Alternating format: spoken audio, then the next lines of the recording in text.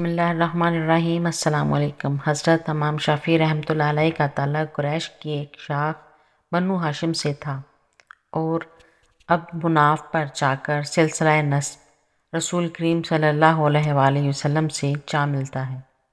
آپ کی والدہ ایک صالحہ، عالمہ اور مجاہدہ خاتون تھی۔ آپ کی پیدائش سے قبل آپ کی والدہ نے خواب میں دیکھا کہ ایک ستارہ ان کے بدن سے نکلا اور مصر پر ٹوٹا اور اس کے روشن ٹکڑے ہر شہر میں جا گرے۔ خواب کی تعبیر بتانے والے نے اس کی تعبیر یہ بتائی کہ ایک عظیم عالم ان کے بدن سے پیدا ہوگا جو بلاد اسلام کو علم سے بھر دے گا۔ ان پیشگوئیوں کے مطابق امام شافعی رحمۃ اللہ علیہ 150 ہجری میں فلسطین کے شہر غزہ میں پیدا ہوئے۔ 150 ہجری وہی سال ہے جس میں حضرت امام ابو حنیفہ رحمۃ اللہ علیہ کی وفات ہوئی۔ امام شافعی رحمۃ اللہ علیہ کے والد ادریس نے روزگار کی تلاش میں مکہ سے فلسطین ہجرت کی تھی اور آپ کی پیدائش کے کچھ عرصہ بعد ہی وفات پا گئے۔ اس کے بعد آپ کی والدہ آپ کو اس بات کی پیش نظر کہ امام شافعی کی صحیح تربیت غزہ کی بجائے مکہ سے ہی ہو سکتی ہے، جہاں ان کا خاندان اور قبیلہ آباد ہے، جہاں علم و فضل ہے، جہاں ان کے بچے کی زبان کو فصاحت و بلاغت مل سکتی ہے، اور اس کے لیے مکہ کی طرف رخت سفر باندھا۔ مکہ میں آپ کو ایک علم النساب کے ماہر کے پاس بھیجا گیا، جس نے آپ کو کہا کہ طلب علم میں جلدی مت کریں، پہلے کچھ کما لیں، کوئی ذریعہ معاش بنا لیں۔ تو آپ نے فرمایا میری لذت تو حصول علم میں ہے۔ اس کے بعد آپ ایک مکتب میں حصول علم کے لیے داخل ہوئے، لیکن غربت کی وجہ سے معلم کی پوری اجرت نہ دینے کی وجہ سے اس کی صحیح نظر التفات نہ پا سکے۔ جب معلم تدریس سے فارغ ہو جاتا تو امام شافعی رحمۃ اللہ علیہ بچوں کو کتاب پڑھایا کرتے۔ اس یتیم ذکی الفہم قریشی بچے کا حافظہ بلا کا تھا۔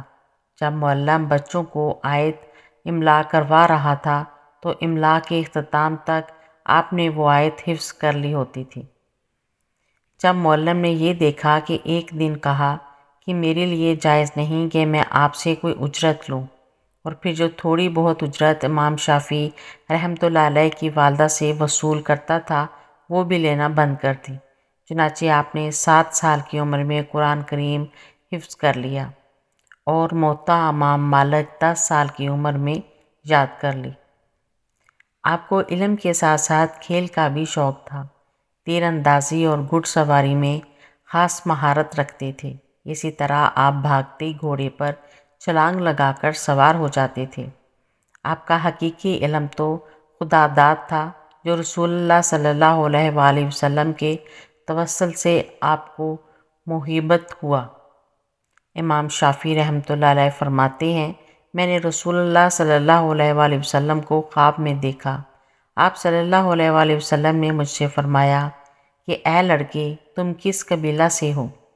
میں نے عرض کیا یا رسول اللہ صلی اللہ علیہ وآلہ وسلم آپ کے قبیلہ سے۔ آپ صلی اللہ علیہ وآلہ وسلم نے فرمایا میرے قریب آؤ۔ میں قریب ہوا تو آپ صلی اللہ علیہ وآلہ وسلم نے اپنا لعب دہن میری زبان، منہ اور ہونٹوں پر لگایا اور فرمایا کہ جاؤ اللہ تم پر برکت نازل فرمائے۔ اسی طرح آپ فرماتے ہیں کہ میں نے ایک اور دفعہ بھی خواب میں رسول اللہ صلی اللہ علیہ وآلہ وسلم کو مسجد الحرام میں لوگوں کی امامت کرتے دیکھا۔ نماز کے بعد جب آپ صلی اللہ علیہ وآلہ وسلم لوگوں کو علم سکھانے لگے تو میں رسول اللہ صلی اللہ علیہ وآلہ وسلم کے قریب ہوا اور کہا کہ مجھے بھی سکھائیے۔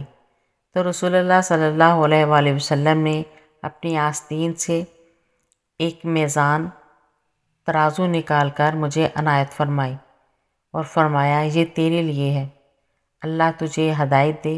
امام شافعی رحمۃ اللہ علیہ فرماتے ہیں کہ میں نے ایک معبر تعبیر بتانے والا کے پاس اپنا یہ خواب بیان کیا تو اس نے کہا کہ آپ رسول اللہ صلی اللہ علیہ وآلہ وسلم کی سنت پر قائم ہوتے ہوئے امام اور عالم بنیں گے، کیونکہ مسجد الحرام میں امام تمام ائمہ سے افضل ہے۔